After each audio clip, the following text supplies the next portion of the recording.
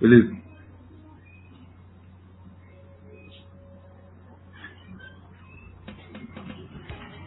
Olá, amigos, novos companheiros, pesados patriotas. Essa é mais uma edição do GadoCast. Dessa vez não estou sozinho, estou com o meu amigo Silas. Silas, você tá aí?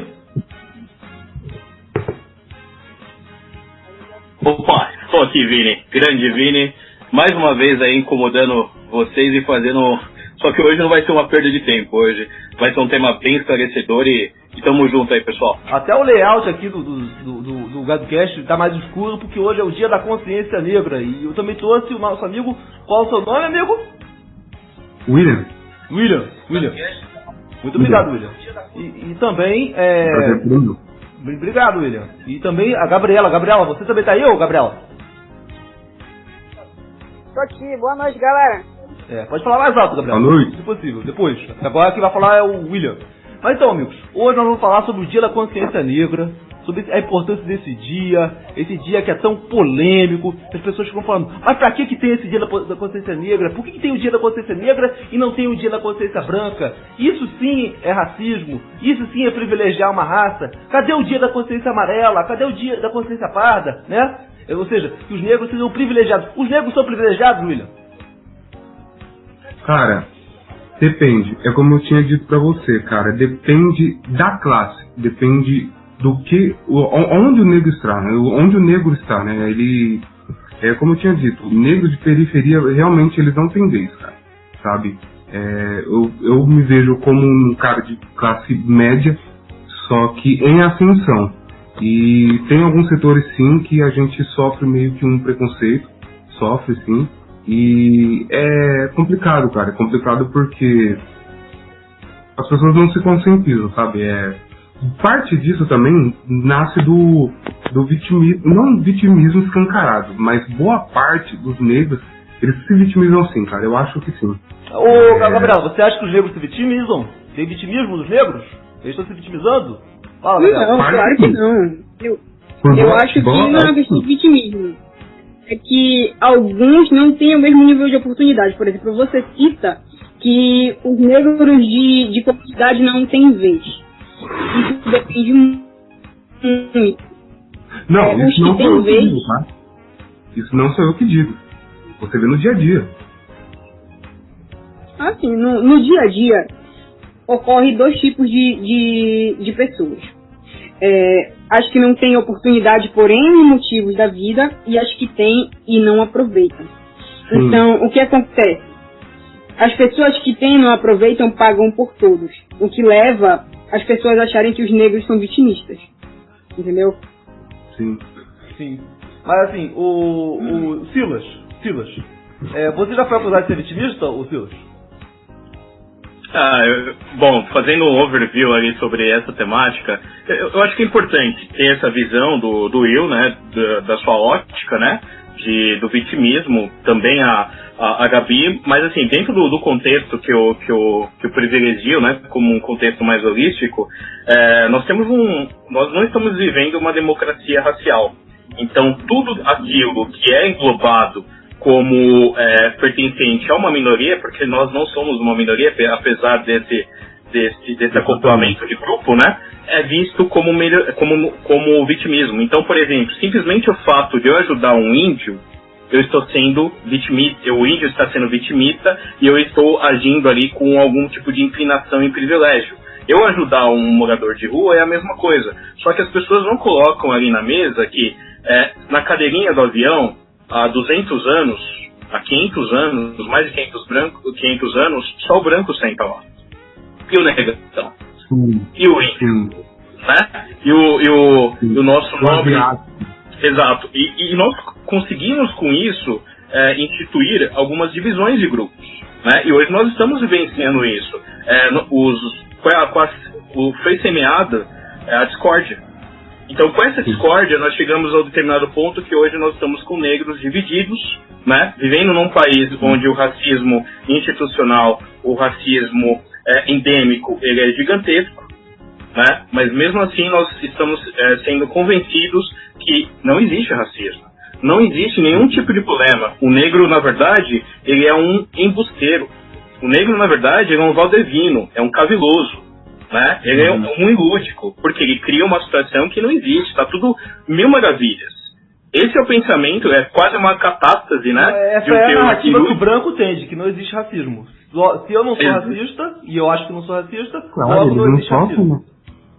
Exatamente, mas não sou branco, tá? Hoje, esse grau de convencimento foi semeado de tal forma que a sementinha se espalhou em quase todo o nosso território nacional. Então, se você for em Manaus, você vai ter esse pensamento. Se você for no Nordeste, você vai ter esse pensamento. Como que pode você estar em Salvador, na Bahia, e desde 1978 você não ter um líder negro naquele local? Você não tem um líder, você não teve um prefeito negro até hoje. Salvador, a cidade mais negra fora da África.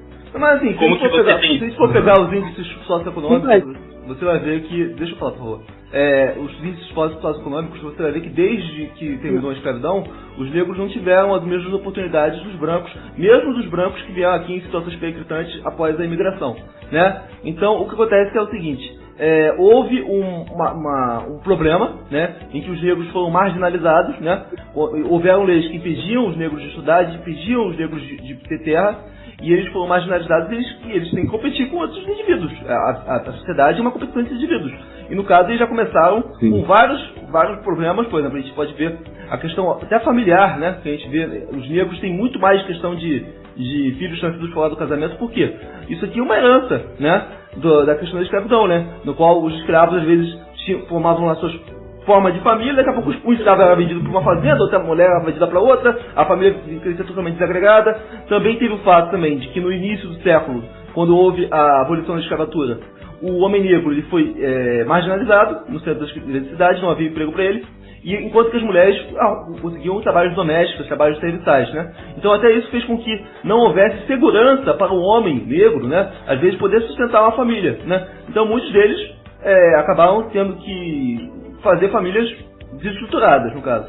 Então, o que a gente vê hoje é o retrato de um processo histórico. E o que eu vejo que muita gente constitui é culpabilizar o indivíduo. Não, esse cara é pobre porque ele não se esforçou o suficiente. Só que esquece que existe um negócio chamado meritocracia geracional. Que geralmente eu estou na minha posição social porque meu pai lutou para eu chegar para eu adquirir um pouco mais de conhecimento, um pouco mais de status. E meu avô lutou para meu pai chegar um pouquinho mais. O que acontece é o seguinte, que em relação à meritocracia geracional, os negros estão em grande defasagem em relação aos brancos. Fora isso, se assoma a questão do preconceito, né? De que muita gente branca não gosta de preto. É simples assim. Concorda, Gabriel? Eu tenho algumas experiências em relação a isso para contar. Essa questão de segregar os negros para que nós possamos ter meio que um preconceito uns contra os outros, ele é chamado meio que de negrômetro. Quem és tu para falar de racismo se nem tão escuro tu és? Então tu não sofre tanto assim quanto eu. Então esse negrômetro, ele serve para dividir os negros. E nós vivemos no Brasil, a nossa maioria é parda e negra. E eu tenho uma experiência de faculdade para contar. Foi uma das aulas mais polêmicas da minha vida, que era a aula que falava sobre as cotas indígenas e as cotas cor. E a professora começou falando sobre a cota cor e no final ela pediu para que a gente declarasse. Quem fosse negro era para levantar a mão. Em uma sala de 30 alunos, 2 levantaram a mão. Aí depois a gente acabou entrando numa discussão. Eu falei, como é que vocês querem me dizer que a maioria, que negros são maioria numa faculdade, se só 2 de 30 se declararam negros? E já vem outro problema. Se eu sou negro e não me declaro negro, é porque ser negro no Brasil não é uma coisa muito legal. Não, mas é uma questão de consciência. É uma questão muito consciência racial. A pessoa se enxergar como negro. Mas também tem muito contrário. Tem muito branquela aí que fala que é preto. Tem um montão. Eu conheço cara de azul fala assim, não, meu avô é preto, meu avô sou preto também. Quem que é preto? Apenas produto comercial. Preto é quem detém os fenótipos pretos, ou preto é preto que tem um parente preto? A minha família é muito dividida, sabe? Eu tenho um primo que ele é branquelo. Minha família tem a maior parte é de descendência negra, entendeu? Só que, cara, enfim, meu primo é branco, a mulher dele é parda, eu sou negro, minha mãe é negra, minha irmã é negra. Então, assim, cara, é uma mistura, sabe? Miscigenação, realmente. O maior problema, eu concordo muito. O Gabi, o maior problema, eu concordo muito com a visão do Luiz Gama, né? para mim, assim, um dos grandes, assim, ícones aí que eu acabo reverenciando. O Luiz Gama falava que a nossa cor, né, ele acaba sendo um defeito, porque a gente nasceu ali com a condição, com o estigma imperdoável, né, de que a nossa cor é sempre associada com o fator crime. Então isso faz com que muitos negros... é verdade.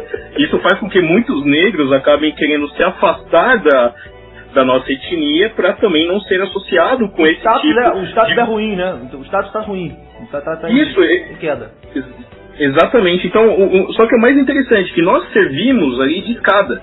Que a nossa cor, ela foi a base, principalmente, para a sustentabilidade e a riqueza de milhares de ladrões aí que estão nos infiltrando no dia a dia, né? Nós somos a escada para essas pessoas. Então, por exemplo, a nossa superfície escura, os vulcões e tudo, é onde você tem um artifício, onde arde ali o fogo sagrado da liberdade. Então nós temos que brigar, sim, 100% por essa liberdade, né?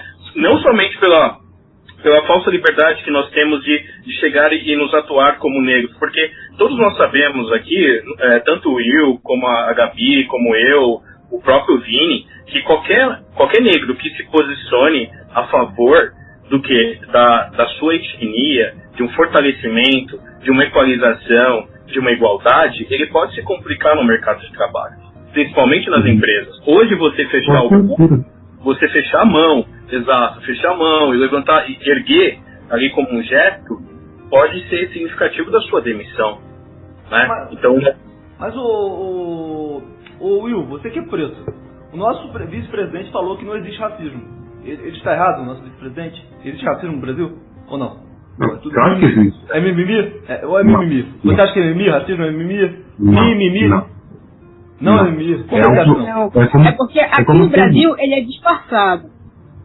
Sim, ele é num formato diferente do que há no resto do mundo. Por exemplo, quando eu viajei para tocar nos Estados Unidos, existe basicamente um apartheid, porque lá a briga ela é muito visível. Então, se você é branco e você namora uma menina negra, já te olham meio assim. Então, tipo, nas universidades rola um apartheid mesmo. Aqui não. Aqui é em formato de pequenas coisas do nosso cotidiano que, quando são somadas, se tornam o racismo estrutural que a gente vive hoje. Você não acha que esse negócio de racismo estrutural é paranoia da cabeça de vocês? Você não acha isso não? Que não existe esse negócio? Vocês construíram na antiga cabeça. Então me diz quais são as pequenininhas coisas. Gabriela, diz quais são as pequenininhas coisas que prejudicam vocês. Explica pra gente, porque a gente não sabe. Olha, eu sou a pessoa negra, eu falo assim como eu moro numa comunidade e eu toco violoncelo, eu sou basicamente o pontinho fora da curva em relação a pessoas negras. Então, eu vejo todos esses pequenos pontos no meu dia a dia. Por exemplo, entrar para jogar no tênis clube é um verdadeiro desconforto, porque todo mundo te olha como se tu fosse um funcionário ali. A última vez que eu viajei... Deixa eu contar uma história. Quando o Knut foi tentar jogar num clube em Nova Iguaçu, né? Nova Iguaçu, amigos. Não era nem no Rio de Janeiro, não era Country Club da Barra da Tijuca, não. É em Nova Iguaçu, um cu de mundo, né? Fui entrar lá, eu queria jogar tênis, né? E aí, só que falou assim, não, você não pode, tem um teste. Aí eu falei, não tem teste, né? É porque teste para poder jogar, né? Aí o cara chegou, não, você tem que jogar, a gente vai ter um teste, né? Aí eu fui lá no clube, né? Aí eu teste, o cara fez assim, não, faz os movimentos aí, tal. Aí eu fui lá, fiz, né? Não fui aceito, né? Aí depois eu perguntei, poxa, mas eu fiz todos os movimentos bem, né? Por que eu não passei no teste, né? Aí o meu colega chegou e falou assim, amigo, olha em volta, dá uma olhada em volta, né? Aí você olhou e falou assim, você tá vendo algum preto aqui? Foi por isso que você não passou, entendeu? Esse teste não existe teste, é só pra evitar que preto entrasse, entendeu? É só isso. Mas eu não sou preto não, eu só sou moreno, mas foi o suficiente. Eu acho que eu jogo mal, beleza, mas prossiga. Sim, tipo, todos os ambientes, a maior parte deles que eu vivo, eu sou a única pessoa negra. Então as pequenas atitudes como olhares, você entrar numa loja e eles te perguntarem se você vai pagar à vista ou vai parcelar, ou então te atenderem todo mundo antes de te atender, por presumir que você não tem poder aquisitivo para consumir ali, são pequenas coisas Sempre. Ou desde você andar na rua com seu instrumento musical, acho que você dizer, roubando olha, alguém, lá vai o negão com um cavaquinho. Acho que você estava roubando alguém quando veio o instrumento? Acho que você levou de alguém? Não, já. Não é o caso. Já Você nunca roubou o instrumento de ninguém. Não. Tá bom. Só perguntei só pra saber, né? Vai que você... Já chega aos... Vai que, né? Mas então, prossiga, amigo. Já chega aos extremos, sabe? São coisas que você faz no dia a dia que tinham de ser normais, mas não são. Então, o preto que ele vive em meios que não são de maioria preta, ele chega a se sentir desconfortável com os olhares que ele recebe e com os comentários que ele recebe. Ah, você é preto, mas você é tão inteligente. Você é tão refinado. Você é preto, mas você é tão inteligente. Ou seja, o preto na cabeça dele só é um compromisso que preto não é inteligente. É isso que quer dizer, né? Ou é não? É isso, né? Mas então, muita gente diz que o racismo contra o preto é mimimi. É mimimi, não existe, né? É ficção, fruto da sua imaginação, o William. Mas o verdadeiro racismo que mata é o racismo contra o branco. Você sabia que os fazendeiros brancos, né, lá da África do Sul, estão sofrendo um apartheid racial silencioso? Esse é o verdadeiro racismo que existe na cabeça de muitas pessoas, né? O que você tem feito contra esse racismo contra os brancos? Você denuncia esse racismo contra os brancos ou só denuncia esse racismo imaginário que existe aqui contra vocês?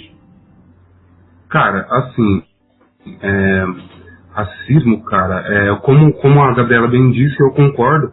O racismo, ele aqui no Brasil, ele é de maneira mais sutil, sabe? Por exemplo, mídia, sabe, cara? Você vê aí, malhação. Realmente, são casos que realmente podem acontecer no dia a dia. Mas eu acho assim, ao invés de escancararem as coisas, eu acho que os negros deveriam de se juntar, porque a maioria muitos dos negros, não generalizando, mas muitos dos negros não se juntam. Tem essa parte do negrômetro, né? De, porra, você é preto, você tem tal coisa, preto tem inveja de preto se tretar com preto, enfim, os pretos não se juntam e eles não lutam por uma causa, sabe? Não quero nem citar Black Lives Matter, eu tô dizendo uma causa assim, uma causa, realmente uma causa, porque, como é que eu posso dizer, cara? É meio complicado. Sim. Eles não, por exemplo, Tá bom, tá gaguejando. Silas, você acha que existe racismo contra brancos? Bom, eu acho que toda forma de racismo é condenatória, né? Bom, dá condição em alguns países, né? Isso se caracteriza realmente. Tem o que nós denominamos ali o racismo também contra... Porque na África do Sul você pega, a maioria da população é uma população negra, efetivamente, né? Então você encontra racismo lá e qualquer tipo de segregação, qualquer tipo de xenofobia, isso daí deve ser condenado. Nós não temos essa realidade no nosso país, né? Nós não temos efetivamente um racismo reverso, o inverso que nós denominamos, né? Isso daqui efetivamente não existe. Opa, pode falar eu. Cara, eu me enrolei aqui. A questão das cotas raciais, cara. Você é a favor de cota? Você é a favor de cota, Will? Quer cara, cota? assim, quer privilégio? Eu acho ridículo. Você quer privilégio? Eu acho ridículo. Não existe privilégio pra preto, cara. Isso daí, primeiramente, eles estão escancarando na nossa cara que, vocês são burros. E pra mim, eu vejo a cota racial como isso, cara. Sabe? Eu acho ridículo. E é nesse ponto que a gente deveria bater, sabe? Se juntar pra tirar essas coisas em questão, sabe? Não escancarar um cara negro numa... Ô, Gabi, você acha que cota é mimimi, que é privilégio? Cota é privilégio, Gabi? Ou não? Ridículo, cara. Sabe o que é o privilégio? Privilégio é eu ser cotista e representar a minoria de negros que não conseguem entrar numa faculdade. O que acontece? Nos anos que eu prestei vestibular, eu vi que as cotas raciais, a cota cor, ela era mais concorrida do que não colocar a cota nenhuma. Então, pra mim, é um privilégio ter sido cotista, porque eu estava dentro de uma faculdade federal representando todos aqueles que não conseguiram entrar. Mas você acha, por exemplo, a fala, por exemplo, do nosso capitão, que ele fala que não voaria num avião dirigido por um cotista, que não seria operado por um médico cotista. Você não acha que isso, indiretamente, é uma forma de racismo, ô Gabi? Claro que é. Mas é muito triste isso. É muito triste a ignorância dos nossos governantes em relação à desigualdade racial. Porque, de certa forma, principalmente pelos homens negros, eu fico pensando que o mundo ele é feito para o homem negro ser massa de manobra. Ele não tem...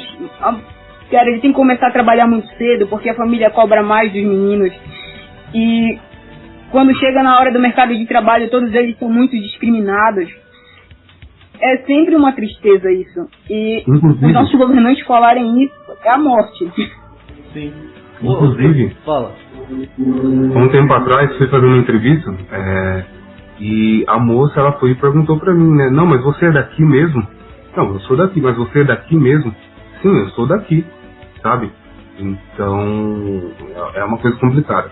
Realmente, de maneira sutil, de forma sutil.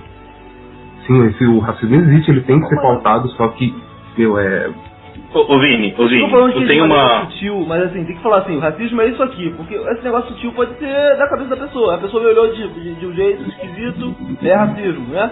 Aí prende a pessoa. Não, amigo, tem que ser algo quase factual, sim, né? A pessoa fez isso, Vini, sabe pessoal, que é preso. Fala. Só esclarecer um fato que é importante, é o seguinte.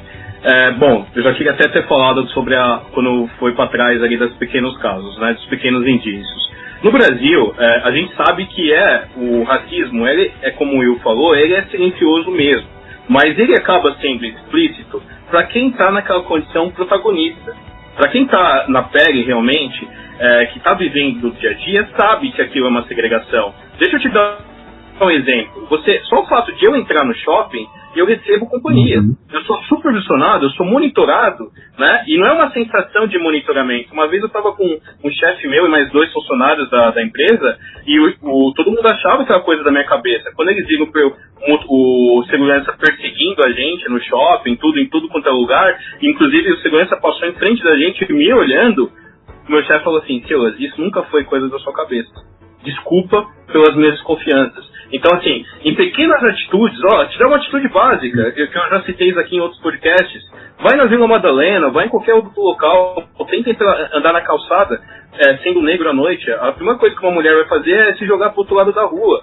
Se fosse um branco de Justin Bieber atrás dela, ela não estaria se jogando pro outro lado da rua. Mas ela se joga porque é um negão, porque é um negro, porque nós somos associados com a maldade, nós somos associados sempre com a violência. Então, o negro à noite, ele é um estuprador nato no pensamento de uma mulher, né? E então, assim, o racismo, ele acaba sendo disseminado e disseminado em todas as nossas camadas institucionais do nosso país, né? Então, assim, essa é uma linha de pensamento que comprova a existência desse fato, né? Outra questão muito importancial: pega um negão, vai andar com o carro importado pra você ver se você não vai ser abordado na primeira esquina pela polícia. Mas assim, você não acha que, por exemplo... Não é uma invenção, não é uma invenção. Racial profile, por exemplo, com o maior número de criminosos, né, tem determinadas características. Então, os agentes da lei procuram pessoas que têm essas características. Você não acha que isso acontece? Sim, mas a partir do momento que você passa, na verdade, a fazer uma inclinação para um tipo, você está criando uma acepção de pessoas. Porque, te dá um exemplo clássico, né? Se a maioria dos homens cometem crimes digamos assim, uma grande condição majoritária dos homens em relação à proporcionalidade das mulheres cometem crimes, então eu só vou atrás dos homens, só vou perseguir homens, então, porque a mulher ela nunca vai cometer crime? Não. Então, assim, é errado esse tipo de análise. Já foi comprovado nos Estados Unidos, através de visão, estatísticas e trabalhos muito bem elaborados, que esse tipo de inclinação estatística é completamente errôneo e prejudicial, principalmente para níveis de controle. Tem até uma piada bem interessante nos Estados Unidos, piada não, né, uma anedota que vários diretores começaram a utilizar em filmes, é o seguinte: quando o negão entra numa loja, todos os comerciantes eles sempre focam no negão. Aí o que o branco vai? O branco executivo chega lá e começa a roubar. Ele começa a esconder as coisas ali no terno, começa a esconder e sai de fininho. Enquanto o negão que não fez nada, né, tá literalmente querendo comprar alguma coisa, ele vai lá e simplesmente acaba sendo condenado ali, só simplesmente pelo fato de ingressar. Tem até um filme que retrata isso, que o cara tá lá na cadeia, o negão tá de boa lá na cela, tudo, e a cela lotada de brancos. Aí os brancos dão um jeito lá de conseguir fugir e acabam escapando. Aí o policial acorda, entra lá na cadeia, entra lá na cela e dá uma pisa no negão. Dá uma surra. O negão foi o único que não fugiu e tava lendo a Bíblia ainda. Deu uma surra no... Ele foi lá e deu uma surra no negão. Ô, você tá tentando fugir? O que você tá fazendo? E deu uma... Então, assim, não é uma coisa escrachada, pessoal. Quem viu, né, o que viveu, o que passou lá o Ben Carson, na história retratada lá pelo Cuba Gooding Jr., né? Gifted Hands, mãos talentosas. Exatamente, mãos talentosas, né? Quem viu que passou também a história do cozinheiro da Marinha, né, que sonhava em ser um mergulhador no filme Homem de Honra, né? Homem de Honra. Isso, exatamente. Então, assim, quem vivenciou isso sabe que aquilo não era um embuste, não era um vitimismo, não era uma historinha ali criada ali contando a história do Carl Bradshaw, né? Não era uma coisa inventada. Então, assim, é nossa realidade, é nosso tino do dia a dia. Então nós temos que, digamos que, tocar um pouco mais nesse cerne de que isso daí seja visível para as outras pessoas também. Sim, eu consigo entender, por exemplo, que um branco, né, não tem empatia nenhuma com um negro. Eu consigo entender porque o cara, ele tem todo o direito, né, de só pensar em si mesmo. As pessoas têm direito de ser egoístas, né, e compram narrativas. A maioria dos brancos que eu conheço acham que racismo é mimimi, que não existe e que vocês estão chorando. Em vez de chorar, vocês deviam trabalhar, né. E aí eles apontam justamente para essas exceções, né? Falando assim, tá vendo? Enquanto você fica reclamando de coping, o outro negão lá, o Ben Carson, foi lá e subiu. Mas ele não subiu com mimimi, ele subiu através de esforço. Então se esforça também. Se você não conseguiu, a culpa é sua. Você não acha que, por exemplo, pessoas negras, como tipo Morgan Freeman, ou Silas, né? Que chegam e falam que não existe racismo, que não tem que ter dia da consciência negra, que o racismo só existe porque a gente está falando dele.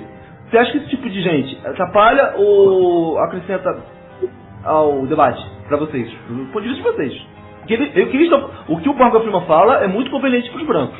Extremamente conveniente. Ó, eu vou refletir aqui uma frase bem dita aí por Angela Davis, né? Que todo mundo aí deve conhecer. Quando o Obama foi eleito presidente, um prisioneiro disse que um negro na Casa Branca não compensa 1 milhão de negros na Casa Grande. E essa é a grande realidade. Os negros que conseguiram subir por algum motivo na vida, eles não foram resultado de uns esforços e avanços de um sistema, né? Eles subiram simplesmente porque eles buscaram um fator de exceção e uma condição alternativa. Só que todos nós sabemos que um negro, para conseguir ascender uma posição X, ele vai ter que sofrer 10, 20, 30 vezes mais do que qualquer outra etnia para conseguir ascender uma posição X. Ou seja, não é resultado de um sistema que favoreça a igualdade. E não existe, para mim, competição quando o outro oponente ele não tem condição, ele não tem oportunidade nenhuma de competir. Então não tem uma competição. Você quer dizer que o negro não tem oportunidade de competir? O negro não tem dois olhos, uma boca... O negro, de forma geral, de forma institucional e de forma geral, o negro é muito limitado a competir. Por que ele é muito limitado?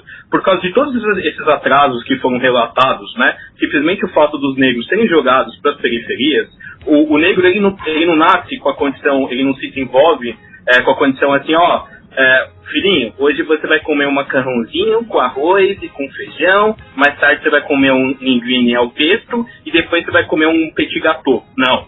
O negro é colocado o seguinte, meu filho, você está na periferia, com 12 anos de idade, 10 anos de idade, você vai ter que vender balinha na rua para você conseguir sustentar, para você garantir sua subsistência. Então a grande maioria dos negros eles estão lutando pela sobrevivência.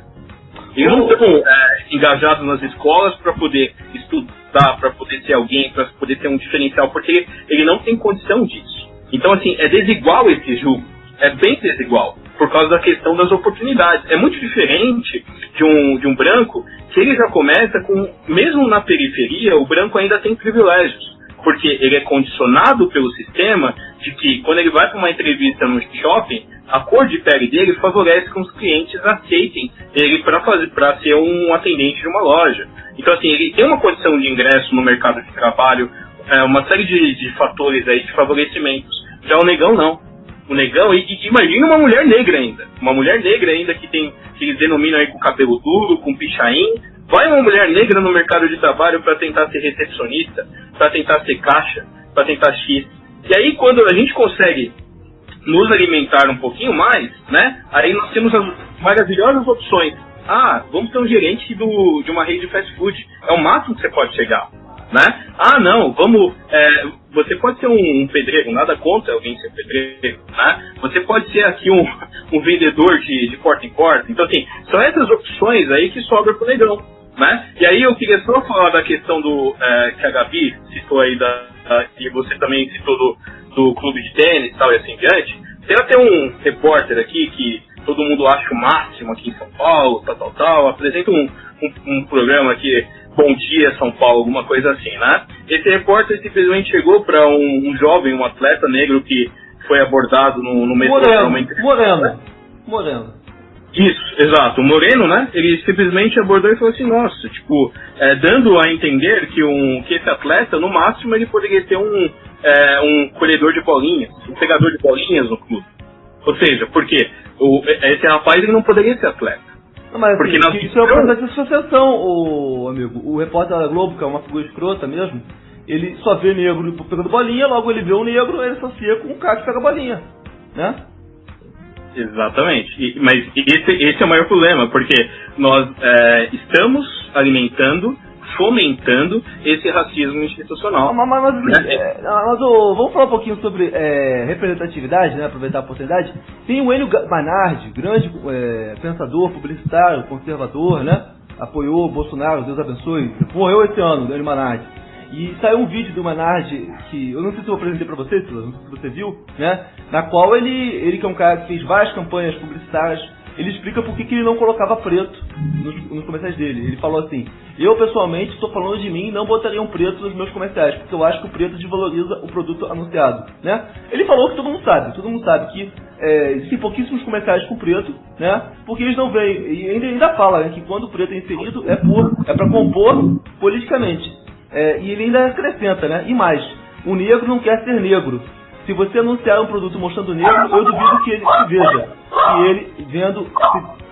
Que ele se vendo retratado ali diga, ai que legal. Tanto que eu não sou, eu que faço a restrição. É a propaganda que não usa o negro de maneira normal. Então, amigo, o que você acha dessa frase, Silas? Você acha que é isso mesmo? Acha que você acha que é de boa ou não?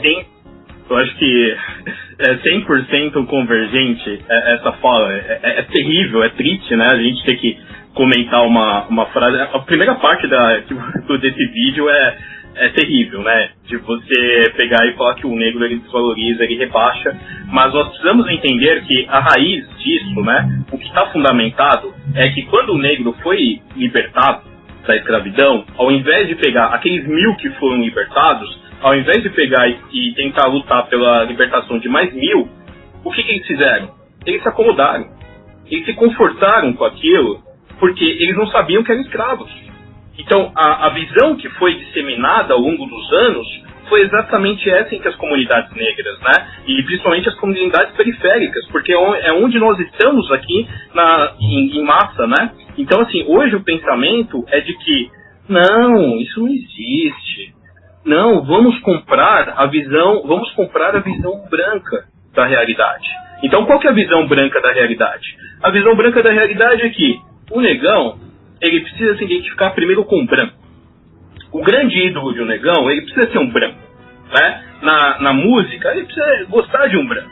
Nas artes, ele precisa gostar de um branco, né? Nos grandes profissionais liberais, precisa ser um branco. Então, existe sim essa pressão, esse bombardeio do dia a dia, que é constantemente alimentado pela mídia, né? Na mídia, nas novelas, o negão ele vai ser sempre o fator secundarista do secundarista e do secundarista. Porque o grande protagonista, ele precisa ser um branco, né? Então, assim, quando alimentamos esse protagonismo da visão do herói, do grande ícone, isso acaba, de certa forma, entrando por osmose na cabeça das pessoas. Um verdadeiro mosaico fluido. Então as pessoas, e principalmente as pessoas que estão nos ouvindo e que vão nos ouvir, elas compreendem que todos nós aqui estamos chorando, né? Nós somos preguiçosos. Sim, a maioria das pessoas que estão escutando estão achando que vocês são chorões e que vocês estão se baseando em vitimismo, que não existe racismo no Brasil. A maioria dos ouvintes aqui estão nessa verve. Mas eu acredito que é porque eles são brancos. Quando né? você... Fala. Fala! Quando você não entra nesse tipo de jogo, você é meio que ingrato. Por exemplo, os jogadores da NBA que fecharam a mão e levantaram, depois eles foram vistos como ingratos. Nós demos a chance deles deixarem de ser, entre milhões de aspas, negros que não tinham a mínima chance na vida, para ter uma profissão, e quando chega na hora que a mídia cai em cima da gente, eles entram no protesto. Então, o que leva as pessoas a acharem que os negros que conseguem algum tipo de chance são arrogantes. O que acontece? Nunca é associado ao negro um cargo de liderança. Quantos negros que você conhece que são gerentes de banco? O que acontece assim, que eu vejo pessoalmente, comigo, que já aconteceu, foi chegarem pra mim, tu sabia que a Gabriela é professora? Eu falei, apesar da minha cara de auxiliar de serviços gerais, eu sou professora de violoncelo. Entendeu? Porque chega a ponto dos negros que conseguem sair dessa matrix, sair não, porque é impossível sair, porque só vai sair quando o racismo acabar. A gente acaba sendo visto como arrogante por ser normal. Sim. É muito triste. Você está familiarizado com aquele termo do livro The Bell Curve, né? Que muitas pessoas acreditam que os testes de QI apontam que os negros têm QI menor e que é por isso que eles têm menos piores empregos. Você já ouviu falar sobre isso, Silas? Qual é a sua opinião? Você acredita que as pessoas que acreditam que negros têm QI menor são racistas? Completamente, né? Eu não só acredito nisso, como eu acho que são bastante duvidosas, né? Essas teorias aí que são lançadas aí, principalmente falta base fundamentada, porque não existe uma igualdade na mensuração disso, né? Quando pegamos um SMD completo, buscando uma visão de cima, a gente sabe que está bastante enviesada pela visão da Casa Grande, pela visão dos caras que estão ali orquestrando toda essa distribuição. Então, principalmente as pessoas que acabam nos ouvindo e achando que nós estamos sendo vitimistas, elas acabaram comprando e bebendo do cálice, né? Achando, na verdade, que estão bebendo do cálice daquele Test Diamond, né? Que é a champanhe mais cara do mundo. Elas estão achando que estão bebendo, só que elas nunca receberam um convite para sentar na Casa Grande, para sentar lá e para verificar. Então, assim, até fazendo um posicionamento para todos, né? Eu sou Scrum Master e sou coordenador de uma célula. Trabalho há muito tempo com bancos, né? E hoje eu estou numa gigante aqui no Brasil, né? Uma das maiores empresas aqui do país. E eu percebo que cada vez que eu subo aqui na exosfera, mais branca ela vai ficando. E menos representativa para um negão. Então, assim, quando você sobe lá muito, você vai subindo. Então, quem acha que a gente está chorando é que nunca subiu na vida. Sim, mas, por exemplo, porque quando você sobe na vida, você começa a perceber que a luta é desigual. Que é totalmente desigual. E como a Gabi falou, aconteceu também uma vez comigo. Eu estava numa formatura XYZ e tal, uma formatura, e as pessoas iam me perguntar sempre. Eu mesmo, com a mesma vestimenta, a caráter de todos que estavam lá, e as pessoas iam me procurar para saber onde que era o banheiro. Por quê? É verdade. Eu poderia estar lá como um funcionário de banheiro. Então, quem acha que é vitimismo é que nunca subiu na vida. Exatamente. Então, vou falar aqui uma pergunta para vocês, né? Muitos falam da questão da representatividade, né? Que o preto geralmente é o bandido, é o pagodeiro, né? Tipo assim, é muito difícil você ver um cara bem sucedido negro, no caso, né? E muitas pessoas dizem que, por exemplo, a ascensão do Barack Obama foi muito importante para uma geração de jovens negros, que ele mostrou para eles que é possível eles sonharem com um futuro melhor. Você, Will, você acredita que a eleição do Barack Obama foi importante para as novas gerações? Que fez com que as pessoas parassem de ver que o sucesso não pode vir através do futebol ou da música, mas também pode vir através de outros meios? É possível o negro tomar protagonismo, ser o homem mais poderoso do mundo? Você acredita que a eleição do Obama lá empoderou, porque causou muita raiva aos fascistas? Incomoda muito o Obama lá. Sim. Olha, ok, sim, claro. Negros sim, eles têm, nós não temos, na verdade, a oportunidade de ascensão, porque não nos é dada a oportunidade de ascensão, mas sim, nós temos capacidades como todos, porque eu já vi branco burro, entende?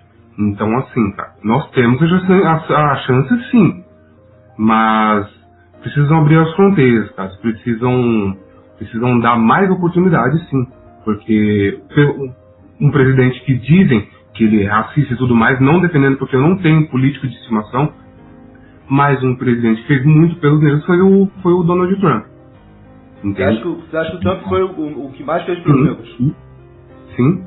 Inclusive O que ele fez pelos negros? Me diz aí, o que o Trump fez pelos negros? Me diz aí, por favor. Citando uma coisa que ele fez pelos negros foi injetar dinheiro, né, dizendo de uma maneira mais crua, ele injetou grana em uma escola para negros, cara. Coisa que outros presidentes não fazem, coisa que o Biden não fez.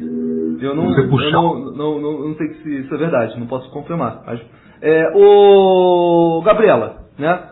É muito falado sobre a questão da representatividade, né? Você como mulher, você sente isso? Que, por exemplo, você mulher negra, no caso. Você, por exemplo, você não se enxerga, ou quando você vai, por exemplo, ver uma propaganda na televisão, você se enxerga como branca? Como é que você é quando você se vê no espelho? Não quer falar? Tudo bem. Fala. Eu sou uma pessoa negra, mas a sociedade, ela nos pressiona em embranquecer. Porque, por exemplo, a única empresa que vem quebrando isso, mais ou menos, isso porque vem dando muito lucro, é uma empresa brasileira de cosméticos. Que ela vem trazendo pessoas negras, vem trazendo mulheres que vestem mais de 40 nos seus comerciais para tentar gerar uma identificação. O que acontece? A identificação ela é importante, principalmente para o jovem. Porque, vamos dizer, tem um homem mais poderoso do mundo, ele é negro. Eu tenho como me espelhar nele e ter uma inspiração. Eu não vou chegar e, sei lá, eu não tenho como chegar lá porque ninguém chegou. Eu vou ter um local para olhar, uma referência. E isso os jovens buscam muito, e é muito difícil você buscar uma referência negra no seu meio de trabalho. Eu, como professora de violoncelo, tenho uma referência negra no Brasil, que eu conheço, de professor de violoncelo negro. Não, eu digo isso porque, por exemplo, eu nasci numa família pobre evangélica, né? E sempre que eu via um cara evangélico numa posição de destaque, eu me sentia representado, né? Eu não sei como é que é ser negro igual vocês. Eu tenho parentes negros, né? Mas eu sou pardo, no caso. Mas assim, eu não sei como é que é pra vocês. Tipo assim, vocês chegam no lugar e vocês saberem que alguém naquele lugar conseguiu vencer sendo negro, dá a esperança que vocês também vão conseguir, né? Isso acho que isso é intuitivo, né? As pessoas tendem a julgar pela aparência, né? Sim, na verdade não tem. É um alívio. Então, mas não existe um fator que conceda a oportunidade a todos. Esse é o grande ponto. Eu vejo muitas pessoas apontando e falando o seguinte: mas o Pelé é branco, né? O Pelé é branco, né? Não, o Pelé é negro. Só que aí eu te falo o seguinte: o Pelé, Anderson Silva, vários ícones aí que acabaram crescendo, né? Que acabaram conseguindo aí uma oportunidade aí no meio, brigando, sofrendo. O Anderson Silva, a história de racismo dele é incrível, né? Ele era atendente numa sorveteria, alguma coisa do gênero, e o cliente chegou e falou que eu não quero ser atendido por um negro, né? E aí o chefe dele falou: então você vai procurar ser atendido em outro lugar, porque aqui é o funcionário que nós temos. Então, assim, cada um teve que lutar, cada um teve que bater, que estourar a porta para conseguir ascender uma posição, porque não existe oportunidade para todos. Então você não pode julgar uma comunidade que foi jogada no oceano e um que conseguiu chegar até o final, chegar numa ilha, que essa pessoa é o exemplo para todos, porque ele conseguiu alcançar e a oportunidade é dada para todos. Não. Os outros acabaram morrendo jogados ali no oceano porque não tiveram oportunidade. Um só não é exemplo para todos. Então nós precisamos entender essa condição coletiva. E a maioria das pessoas, elas compreendem que o negro, ele só vai possuir destaque, ele tem a oportunidade de possuir destaque em tudo que ele fizer negativo. Totalmente negativo. Você pode perceber que as infiltrações que são jogadas para os negros, né? As áreas. Tá aqui a área da música, tá aqui, a área cênica, e olha, na área cênica, assim, é 1 milhão para conseguir passar né? A área aqui do futebol, do esporte, em questão, o esporte que você conseguir se destacar. Agora, amigão, profissional liberal, esquece, hein? Você vai ser só um faxineiro, você vai ser um pedreiro, você vai ser isso, aquilo, mas ascender uma posição X, você não pode. Inclusive, as pessoas até comentam, né? Inclusive, as pessoas gostam de ridicularizar o negro com aquela visão que você passou, né? Com aquela questão estatística, de que nós não possuímos um bom desempenho no coeficiente intelectual negativo. Machado de Assis era o quê? Era branco? Né? André Rebouças era branco. O Luiz Gama era branco? Claro que não. Então, assim, nós tivemos grandes exemplos de negros durante a história que demonstraram, sim, um grande coeficiente. Nós temos líderes negros hoje, né, que correspondem a 16% nas empresas e fazendo ali, lutando e acontecendo. Só que, infelizmente, esses líderes, eles acabam sendo cerceados. Porque, como eu disse, quanto mais você vai crescendo, dependendo dentro de uma organização, a própria organização acaba censurando você.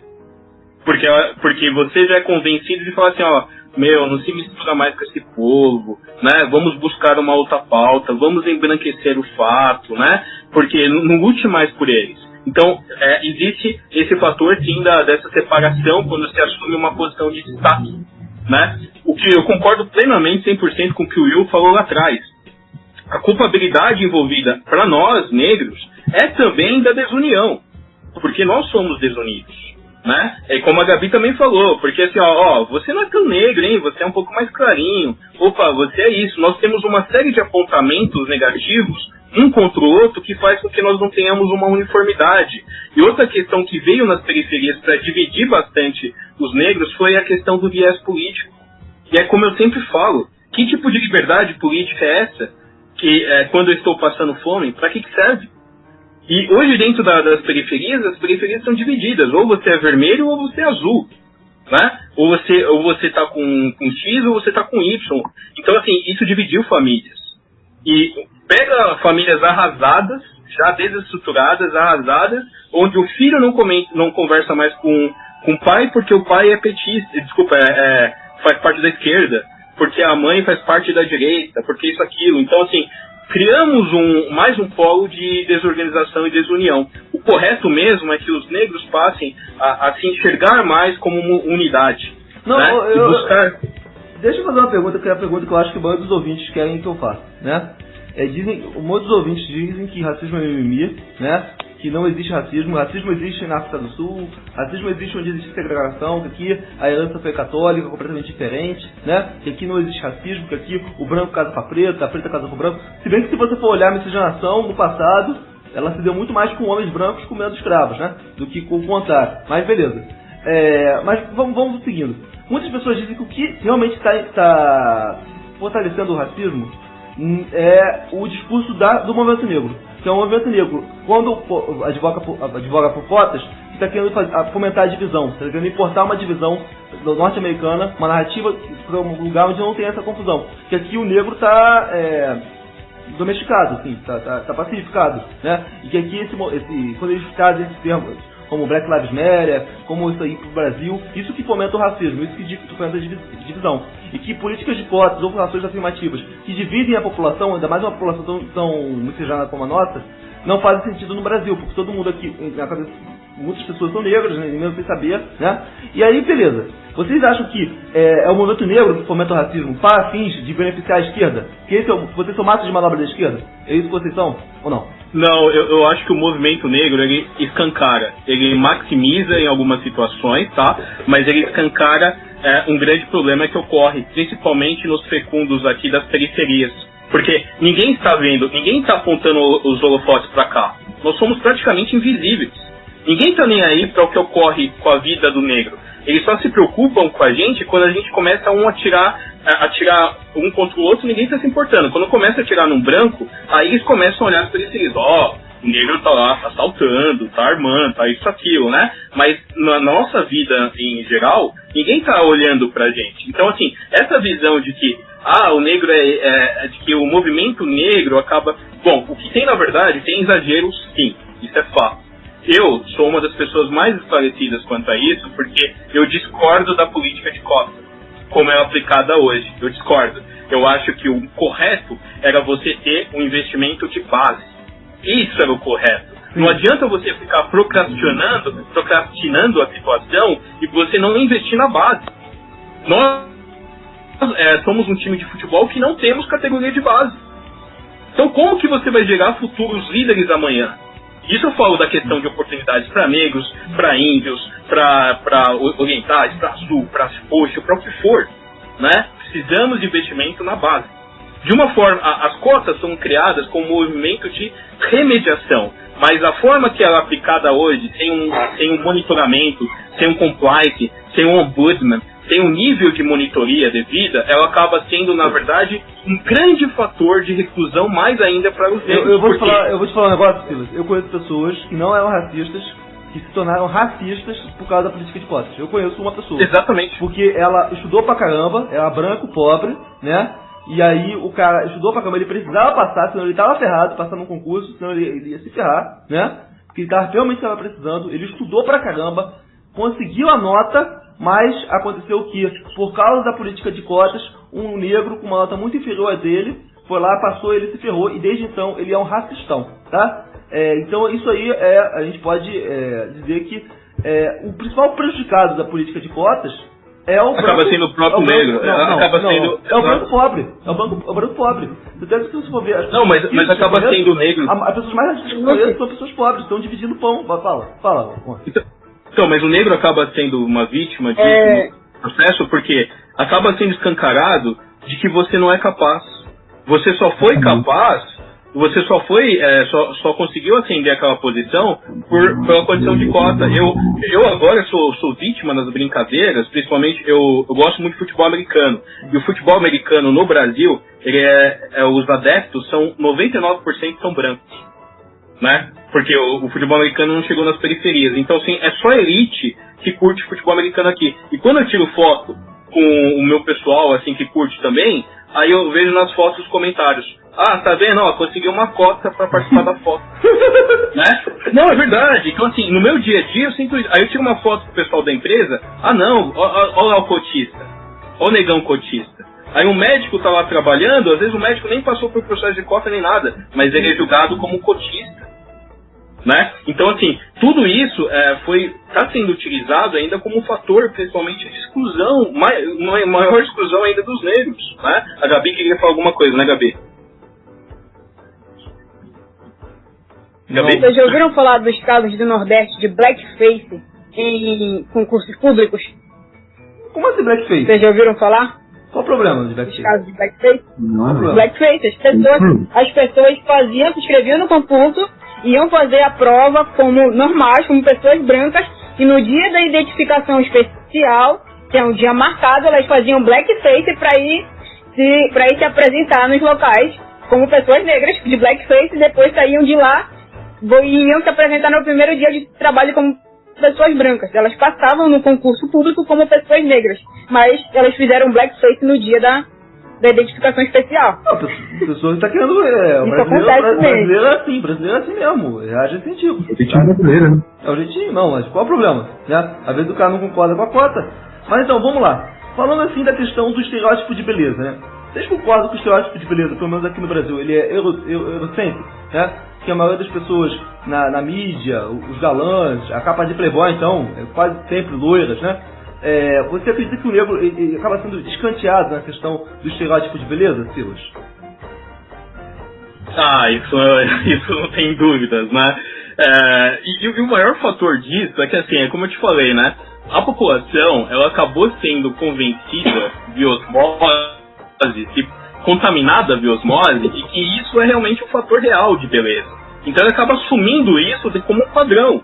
Né, e se eternizando dentro dessa marca. Então, por exemplo, quando você anda no... Eu fiquei até feliz que, acho que foi uns 2 anos atrás, eu vi um negro escancarado numa foto no metrô. Aí eu peguei e falei assim, meu Deus, não pode estar acontecendo isso. Eu até tirei a foto, assim, né? Porque há 2 anos atrás era uma raridade você encontrar um negro num pôster.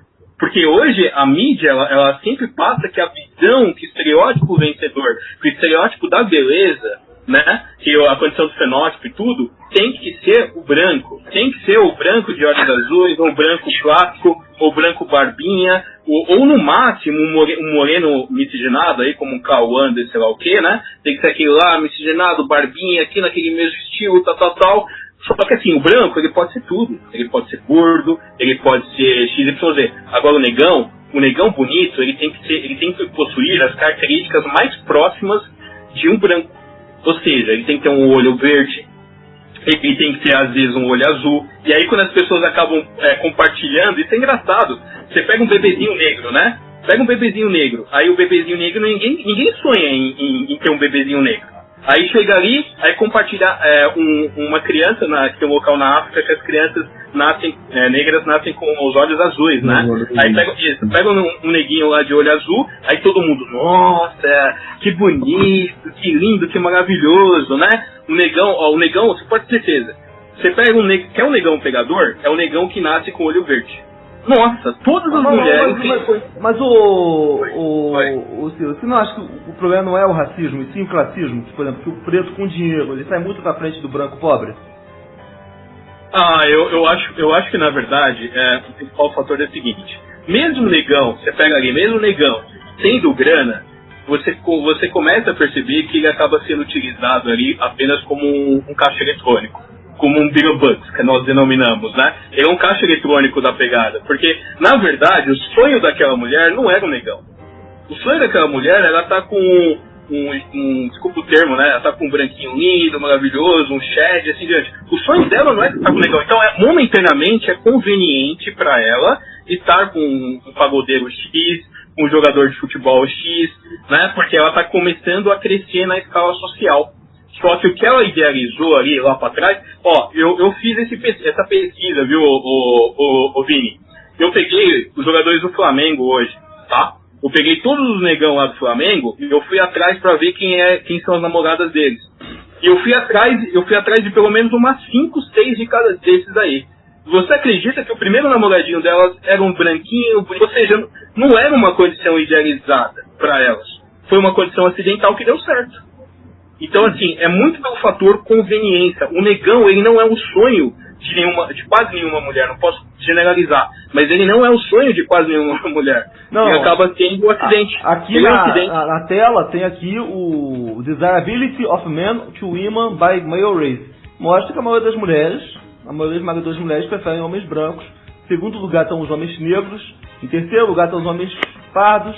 E no final mesmo, o homem asiático, que realmente a gente sabe que está em muitas... E tem muitas outras vantagens, além dela. É sério que a gente vai discutir Black Pill hoje? Que Black Pill? Será que a gente vai discutir Black Pill? Que Black Pill? Ai, eu não tô emocionado, eu tô discutindo Black Pill com Finuto. Não, peraí. Então qual Black Pill que você quer discutir? Vamos dizer que... Não, vamos dizer que a preferência por homens negros, ela é uma coisa fetichizada e ela é uma coisa de nicho. Mulheres que sonham com homens negros, ou é a patricinha que quer irritar o pai, ou ela é uma ativista, ou ela é alguma coisa assim desse gênero. É uma mulher daquele nicho de mulher que quer encontrar um homem negro. Mas o que é que acontece nesse meio de caminho? Já que a maior parte dos homens negros não tem o mesmo nível de competitividade, porque eles estão trabalhando ao invés de estar estudando, porque eles não têm as mesmas oportunidades que é dada aos homens brancos, o que acontece? Até as próprias militantes, às vezes, acabam ficando com homens brancos porque elas não querem namorar o carinha, o homem negro que é, vamos lá, que é gari, que é caixa do supermercado. Vocês nunca vão ouvir, eu acho que eu sou a única mulher que tem coragem de admitir isso. Isso é muito fora do comum uma mulher admitir isso, mas é uma verdade. Mas eu vou falar um negócio aqui pra vocês. Do ponto de vista estatístico, as mulheres negras são as que menos têm preferência por brancos. Mulher branca prefere homem branco, mulher morena prefere muito homem branco, mulher asiática prefere muito homem branco. A mulher negra é a que menos prefere homem branco, tá? Ainda assim, as 49% das mulheres negras preferem homem branco. Mas comparado com as outras etnias, né? Mulher branca... Não, da história em relação às mulheres negras. Mas então, Porque é o seguinte... Fala. Vai falar ou não vai? A mulher negra que casa com um homem branco, a maior parte das vezes isso significa uma forma de ascensão social. Então, essa parte que você fala que as mulheres negras preferem homens negros, tá meio estranho. Não, mas uma mulher negra que casa com um homem branco... Nas pesquisas, as mulheres que menos têm desejo pelo homem branco são as mulheres negras. Pelo menos as pesquisas que eu vi. Mas mesmo assim, elas têm... por exemplo, o homem branco é o mais desejado, disparado, tá? E o menos desejado é o homem asiático. Ponto final. Qualquer pesquisa que você vai fazer isso. Fala. Ô Vini, tem até aquele fator que a gente viu hoje, né? A gente presenciou, que é super interessante e serve como uma pauta geral, né? Normalmente aquela patricinha branca que está numa posição privilegiada socialmente, de uma grande universidade, né, de uma área X, ela vai sempre... deixa eu claro, todas as etnias preferem o branco, inclusive a mulher negra. Estou falando que a mulher negra, proporcionalmente, é a que menos prefere, dentre as outras, tá? Tá bom. Só que ela até conversa com o negro, mas ela vai conversar com o negro no particular, porque em público, ela não quer ser associada com esse tipo de imagem, né? Então em público é o seguinte, vamos comentar sobre a consciência negra, não, eu converso com você aqui no private, mas em público eu não quero associar a minha imagem com isso. E é isso, essa é a realidade que você vê na maioria das blogueiras, você vê essa hipocrisia das blogueirinhas aí, de plataformas das redes sociais e assim diante. Negão, ele é artista, beleza, eu vou usar aqui a imagem dele na condição do artista, tal, mas no meu íntimo, no meu seio social, eu não quero ser afetado por isso. Eu não quero ser associado com esse tipo de temática. Entendeu? Então, assim, nós precisamos diferenciar esse tipo de hipocrisia. Então, quando você vê muita ativista aí, principalmente os movimentos de esquerda, os movimentos coletivos negros, né? Muitas ativistas brancas fazendo parte de lá, asiáticas, esse pessoal hippie, assim diante. Meu amigo, não acredite, não compre isso como verdade, como 100% verdade. Porque elas estão sempre falando isso aqui, ou defendendo a causa negra, mas no íntimo o namorado delas é um branco. Por quê? O cara que vai no shopping com ela é um branco, né? O cara que anda na rua, que ela quer associado à imagem, é um branco. Não, mas o negro ele é jogado para escanteio, né? Ele é jogado para escanteio. Aí eu vou responder uma pergunta que é corriqueira das pessoas aqui. Por que o negro, ele acaba, quando ele assume uma posição X, ou mesmo ele tem uma predestinação de namorar uma branca? Simplesmente pelo seguinte, amigo, o cara foi escrachado a vida toda, certo? Escrachado a vida toda. Então existe uma competição entre os próprios negros por uma condição de ascendência social, porque, como eu disse lá no começo, os negros, eles aprenderam a não se associar mais com a sua etnia, porque a sua etnia é sempre vista como um fator criminoso. Então o negro, quando chega num determinado posto, ele quer embranquecer. Aí ele começa a usar filtro na fotinha do Facebook. Alisar o cabelo. Ele começa a alisar o cabelo, como o Little Richard da vida, né? Ele começa a ficar bonitinho, querer ficar bonitinho na visão do branco, para poder fazer o quê? Para poder transparecer sucessos, né? Um grande nível. Aí ele vai pra TV rebolar, ele vai lá no programinha lá de domingo lá da vida, ele vai abraçar o gordinho lá. Ai, gordinho, programa global. Ai, gordinho, eu te amo, você sempre lutou pela gente, né? Então, assim, é esse tipo de visão de que quando o negro vai lá e senta na casa grande. E é isso que a gente tá vendo, né? Os pagodeirozinhos aqui ficam famosos, ficam bonitinhos, gordinhos, ficam comendo um petit gâteau, né? Fica namorando as atrizes globais branquinhas. Por quê? Eu já tenho minha cadeirinha aqui para tomar o champanhe de R$1 milhão, $1 milhão, né? E enquanto isso, a comunidade dele tá jogada às traças. Ele não se preocupa com a comunidade, não se preocupa com as pessoas que estão sofrendo e ainda diz que as pessoas são vitimistas. Como que pode um cara que dorme em cima de uma casa, construindo em cima de um córrego, que puxa carrinho de papelão o dia todo, ser um vitimista? Não, ele é vitimista. Porque ele não procurou ser um diretor de uma empresa. É isso.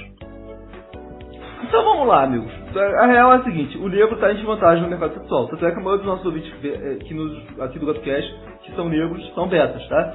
Falam que não conseguem transar com mulher sem pagar, e aquele 10 ladainhas que a gente sempre escuta. A solidão do homem beta, a solidão do beta negro, a solidão... Mas ô, Gabriela, também existe a solidão da mulher negra ou não? O seu papinho?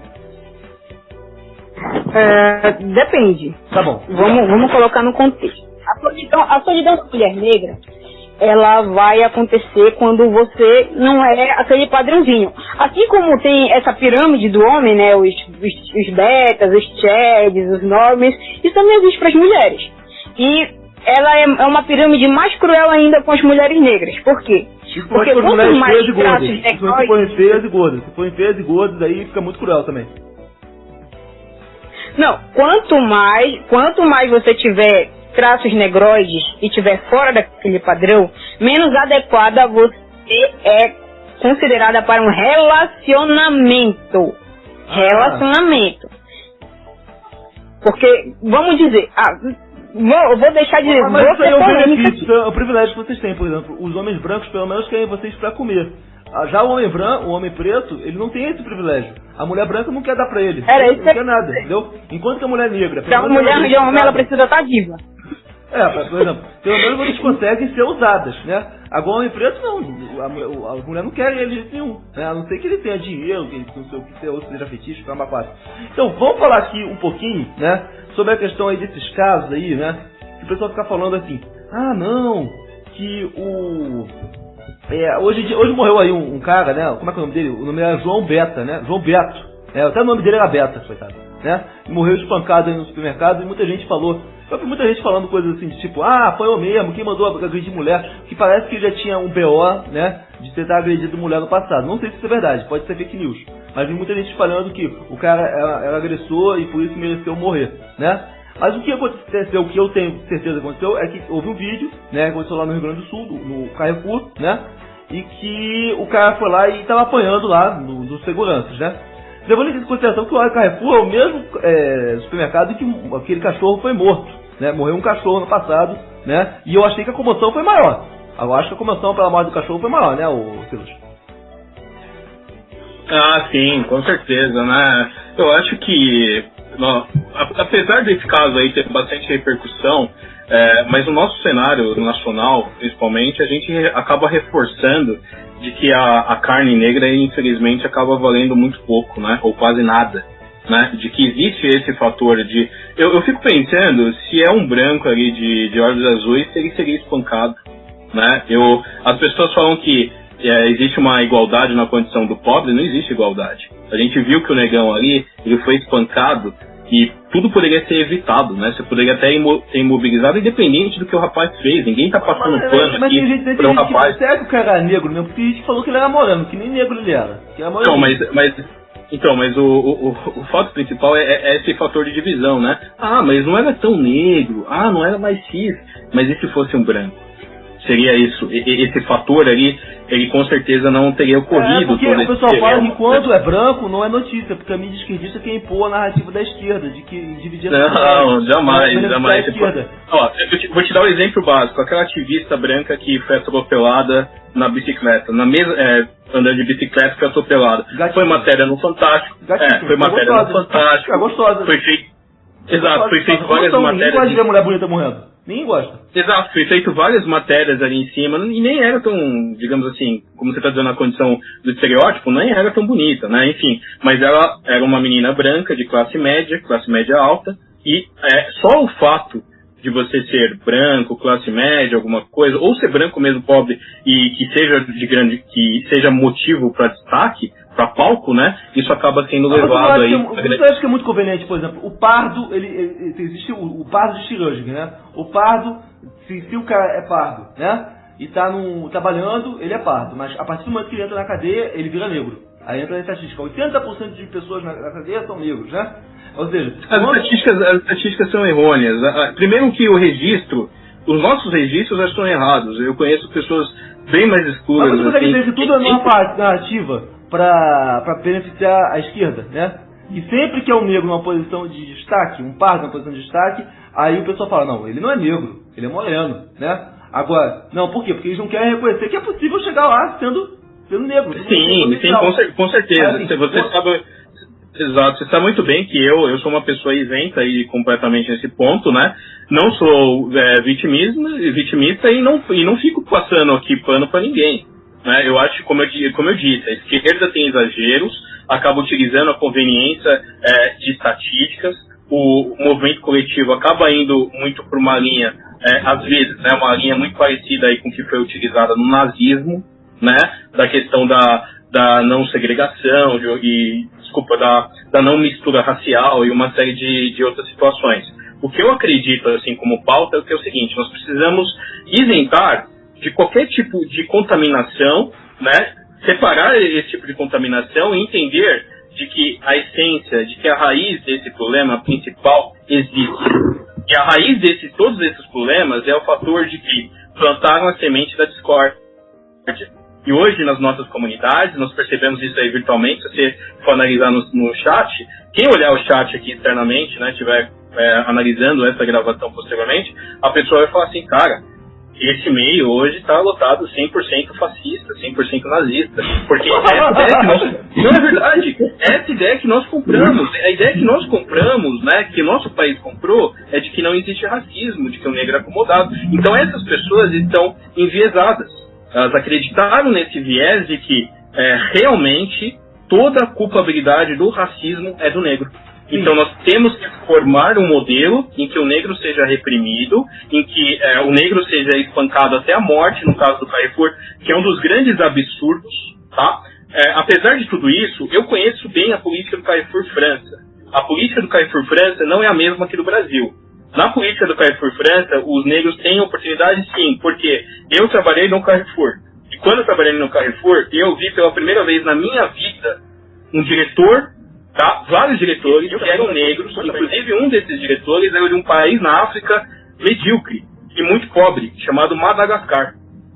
Ele chegou a ser um grande diretor de TI porque tinha uma política, sim, tinha uma política de oportunidade, de meritocracia. No nosso país não existe meritocracia. Esse é o fato. E quando uma organização tenta criar um modelo de meritocracia para treinar, para ajudar negros ou minorias e para fazer uma política de inclusão, e para fortalecer esse modelo com igualdade de competição, o que acontece? É atacado pedra, como foi a bela iniciativa da Magazine Luiza. O pessoal atacou pedra em cima dessa iniciativa. E aí aplaudiu, só para você ver com o nosso país, né? Aplaudiram a fala daquela Cristina Junqueira, da Nubank, que disse que não tem que se nivelar por baixo quando na publicação de negros. É patético. E ela falou o que todo mundo acha, amigo. Falou o que todo mundo acha. O Pedro Exato. E esse é o que o público aqui, o que tá rolando aqui no chat, acha. O Pedro doou R$5 e falou assim: segurança de atacadão ou supermercado são os mais brutos e neuróticos. O Carrefour só contata policial e ex-policial. Os caras são nervosões, amigo, né? Mas assim, de qualquer forma, vamos botar aqui no consenso. Gabriela e Will, vocês acreditam que o cara morreu porque era negro, ou ele morreu porque ofendeu a mulher? Porque tem gente falando que ele morreu porque ele ofendeu lá uma funcionária e porque ele reagiu. Que se ele tivesse ficado na dele, de cabeça baixa, ele não estaria vivo até hoje. Então, estão falando que a culpa dele ter morrido era dele mesmo. Que não tem nada a ver com racismo e que ninguém não tem nenhum santo nessa história. Estão falando que... Morreu porque ele não era branco. Não, peraí. Ele morreu porque como é que você sabe que ele... Como é que você sabe que ele morreu porque não era branco? Não, como é que você sabe? Se ele fosse um cara... Hã? Como é que você sabe que se ele fosse branco ele estaria vivo? Como que você sabe? Claro, cara. É evidente, você vê no dia a dia. Cara. Você viu alguém falando assim, eu vou te matar por você negro, por causa da sua cor? Não. O cara, ele reagiu e foi escalando. Não de uma forma literal, mas você vê no dia a dia, cara. Se ele fosse um cara branco que, digamos assim, que ele tivesse discutido com alguém lá dentro, cara, eles iam apartar e iriam parar. Olha, mas por que, senhor? Um cara negro, cara, qualquer motivo que seja, um cara negro é motivo de espancamento, é motivo de, agressão verbal. Então, assim, é complicado, cara. É complicado. Sim. É do nível de enquadros da polícia. Um branco tomando enquadro da polícia é uma coisa. Um negro tomando enquadro da polícia é outra. Deixa eu falar uma coisa pra vocês. Eu já tomei enquadro na frente da minha casa. Eu também já. Não na minha casa, evidentemente. Mas eu tomei em jogo de futebol, óbvio. Fala. E não foi. Já tomei enquadro por escutar música no celular no ouvido, como se estivesse nos anos 1990, na rua. Porque os caras não tinham o que fazer. Os caras passando, a gente tá com a prancheta aqui em branco, tem um negro passando de bermuda e chinelo com o celular no ouvido, peraí, vamos parar. Você tá entendendo? Então, assim, é uma coisa que ninguém fala. Branco não é parado. Amigos, vocês que são brancos aí no chat. Eu nunca vi um quadro com branco. Eu nunca vi um quadro com branco, cara. Nunca vi um quadro com pardo. É bem raro. Existe, tá? Ocorre, mas é muito raro. Porque, assim, os policiais mesmo, existe um código interno, né? De tipo, vamos olhar ali o negão porque ele é o suspeito. E se você for analisar, a gente tem um caso desse aqui que ocorreu aqui em São Paulo mesmo, né? O caso do Rambo lá. Aquele PM lá que parou aquele o Josino, né? Exato, o Josino lá. O Josino foi espancado, ainda tomou um tiro, né? Josino, acho que era conferente, alguma coisa assim. Ainda tomou um tiro, tudo. E depois, mesmo sendo preso, o PM, Nossa, o PM virou ícone aqui de vários movimentos de direita para tentar soltar, virou uma grande personalidade, casou, era ídolo das mulheres, né? E o coitado da família o coitado da família do conferente, do negro lá, que foi morto, foi jogado para escanteio. Até hoje não receberam indenização, viveram numa situação pobre, porque foram abandonados. E aí você pega simplesmente esse nível de pensamento, olha o que eu já ouvi, tá? Olha o que eu já ouvi. Eu já vi situações assim, de um pai de família sendo morto. Olha só pra você ter uma ideia, ele morreu, na verdade, de uma doença, um câncer, tudo, e deixando os filhos. No enterro desse rapaz, as pessoas falavam o seguinte, as pessoas já falavam, meu, o cara deixou ali 3 filhos, serão 3 bandidos. Por quê? Exato. Quanto ao branco, não. O branco são 3 filhos. Ah, não, esses aí a gente vai fortalecer, a gente vai fazer uma vaquinha, vamos fazer um crowdfunding, né? Fazer uma vaquinha aí pra ajudar esse branquinho aqui a se fortalecer e eles serão grandes empresários. O negão não. Não, o negão vai ser bandido. Não, mas, por exemplo, o Pedro fez um comentário interessante aqui. Ele falou, Pedro enquadra branco pra tentar pedir propina e estou aqui. Isso é verdade, eu confirmo isso aqui. Mas então, amigos, então vamos lá, todo mundo aqui concorda que o nosso público acredita que foi mimimi, que ele morreu por outros motivos e que agora não adianta culpabilizar o Brasil inteiro por ser racista. Isso aí é joguete da esquerda, que se alguém foi racista são apenas aqueles 2 indivíduos, né? E que esse foi um caso isolado, né? Vocês concordam com isso? Ah, mas quando se trata de negro, sempre é um caso isolado. Não vai ser o primeiro nem o último. Não, poxa, morre gente todo dia. Você só olha uma cor quando é negro. Você acredita, por exemplo, que todas as vidas importam? Ou você acredita que Black Lives Matter? Não, todas as vidas importam, é óbvio. Olha, vou dar um exemplo. Vai lá. O músico que foi passar aquele músico do Rio de Janeiro que teve o carro metralhado pelos soldados do exército. Ele não morreu porque ele era suspeito, ele morreu porque ele era preto. Como é que você sabe? Qualquer preto que dirige alguma coisa que não é uma lasanha é suspeito. Então, amigos, não sei, vocês têm que apresentar provas, né? Vocês já conheceram pessoas descaradamente racistas?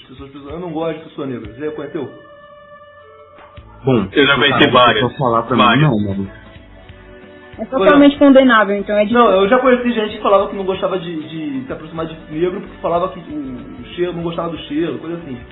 Já escutei coisas bizarras. Já escutei negro falando que não se relacionava com negra. Já escutei negra falando que não se relaciona com negro, né? Realmente, a minha vivência, o racismo é real, tá? Eu tenho parentes meus que são negros e eles contam coisas bizarras, né? Teve um, cara. Eu tenho um parente meu que ele, sem querer, ele acabou pulando o muro de uma casa, né? Pra pegar uma bola, né? Ele não sabia que tinha gente na casa, né? Só foi pegar a bola e, cara, o cara já recebeu ele com tiro, entendeu? Aí eu fiquei pensando, será que se ele fosse branco, né? Ele teria recebido a bala, né? É complicado, eu não sei. Mas, cara, eu tenho um relato do meu primo. Eu disse que meu primo ele é branco. Os filhos dele são brancos. Só que a nossa família tem descendência mais de gente negra. Cara, ele ensina os filhos dele desde criança a serem racistas.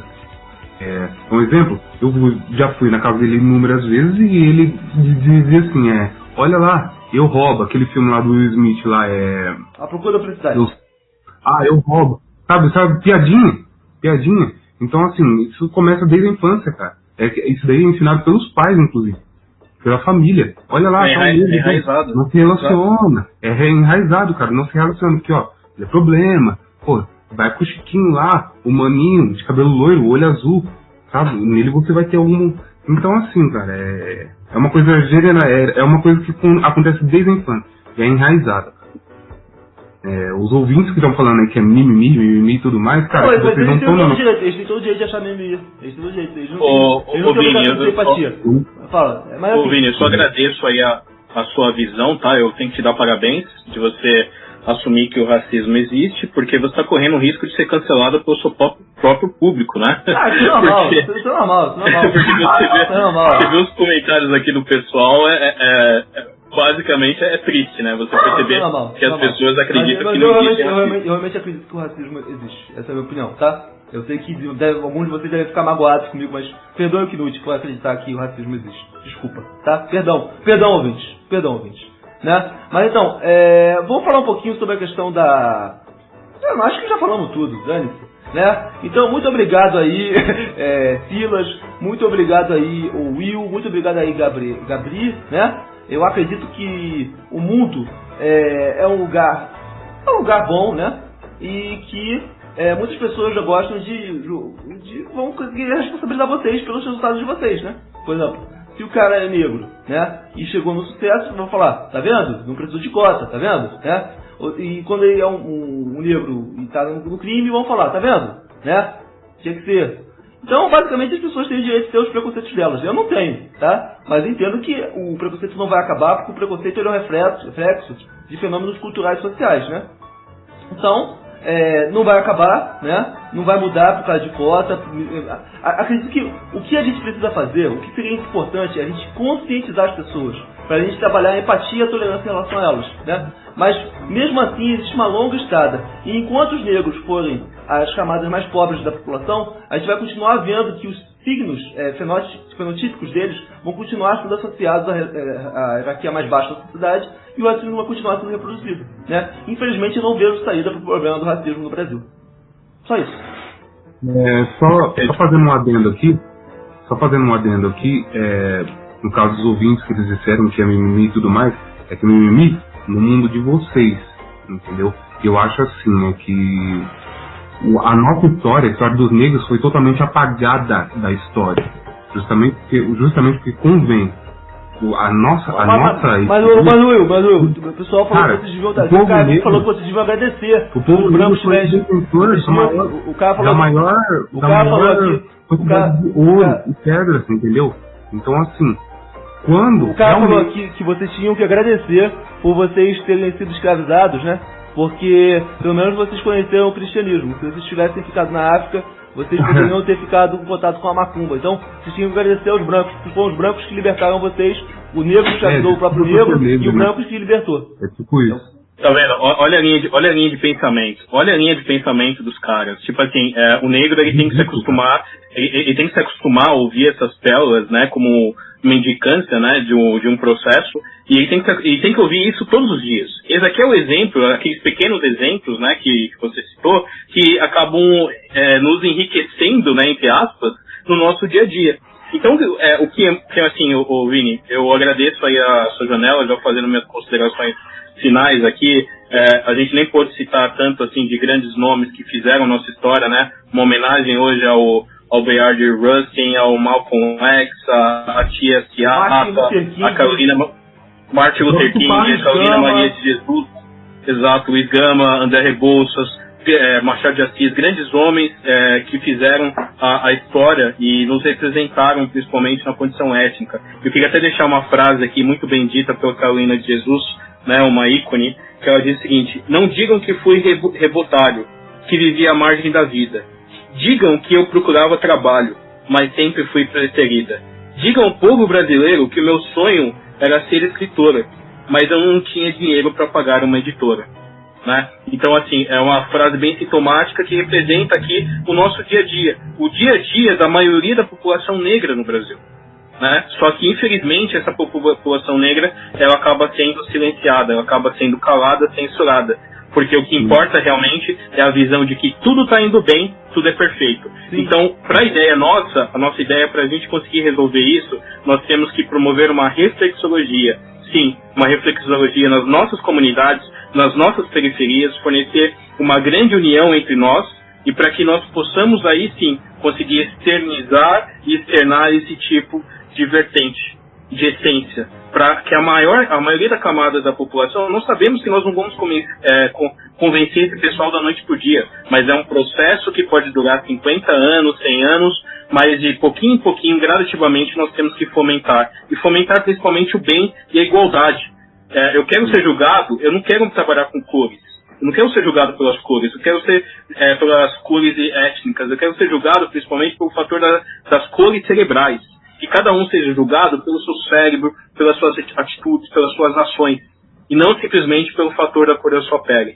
Isso é o que mais importa. Sim, você esqueceu de citar o Devalan de Toro, que também é negro, o Super Choque também, e tantos outros personagens aí da cultura pop. Eu tô falando sério, são importantes, tô falando sério. Sem eles, né?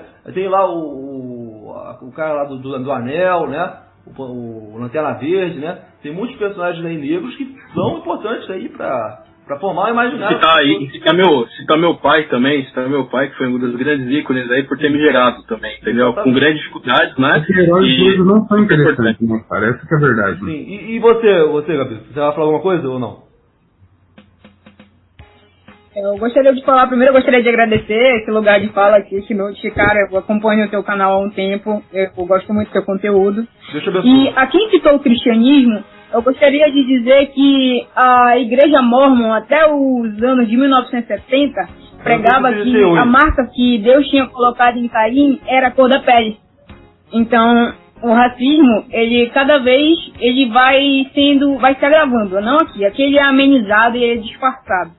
Então, quando você não vive essas pequenas situações, você não vai ter ideia do que passa na minha vida, na vida do Silas ou na vida do Will. Em relação a pessoas, a ícones que me inspiram, eu gostaria de deixar o nome de Cândido Galvão, Dom Obá II, o príncipe Yorubá que lutou pela independência do Brasil. Ele é minha grande inspiração no dia de hoje. Sim. Então é isso, galera. Muito obrigado pelo lugar de fala. Sim, então, amigos, trabalho toda a empatia do mundo com vocês que são negros. Eu sinto a dor de vocês, tá? Eu sei que alguns de vocês vão ter um caminho mais difícil. Ser beta negro é mais difícil, tá? Eu reconheço isso. Eu tenho empatia, eu me coloco no lugar de vocês, tá? E eu espero que todos vocês, não só nesse dia da consciência negra, sintam-se conscientes do lugar de vocês. Que não adianta vocês fingirem que não são negros. Tem muito negro aí comprando narrativa do branco, né? Não, amigo, igual o beta e o alfa. O beta tem que saber que é beta, tem que reconhecer, tem que se aceitar como beta, pra depois... Tem nego ouvindo o sertanejo pra embranquecer, você acredita nisso? Não. Tem muito negro que tá comprando esse discurso de que racismo não existe, de que... Só que você vai olhar pra vida do cara, o cara tá num subemprego, né? O cara tá na pior, ou tá desempregado, comprando narrativa, né? Que não beneficia ele. Sabe qual é o nome disso? Gado. O cara é gado. Então, amigos, defendam seus próprios interesses. Basicamente isso. Assim como o Knut defende os deles. Só dizendo uma coisa que o Knut aqui, eu tinha dito que... Né, quando eu tinha dito que tem negros que se vitimizam, eu digo os próprios negros da esquerda, tá? Não, tanto faz. Tanto faz. O cara é negro de esquerda ou de direita. Por exemplo, vou dar o exemplo aqui do Fernando Holliday, né? O cara é de esquerda, de direita no caso, né? E o como é que é o nome do cara? O outro lá, o racista mesmo, o Ciro Gomes, né? Foi lá e chamou ele de Capitãozinho do Mato. Eu acredito que por mais que você possa não concordar com as ideias do Fernando Holliday, se for pra agredir o cara, deixe a cor da pele dele fora disso. Critica ele pelo caráter e não pela cor da pele. Sim. Isso mostra como que o racismo está aí preso, está impregnado, tanto na esquerda como na direita. Evidentemente, cada um vai dizer que está mais impregnado. Para mim, a verdade é a seguinte, né? Racismo é uma coisa referencial, todo mundo tem todos os preconceitos. Então é isso aí, amigos. Muito obrigado, até a próxima. Deixa pra eles. Obrigado, pessoal. Tamo junto, hein? Tamo junto aí, ó. Obrigado, priorizar sempre a união, hein? Arriu. Foi mal. Arriu. Vidas betas importam. Vidas betas, arriu. Arriu?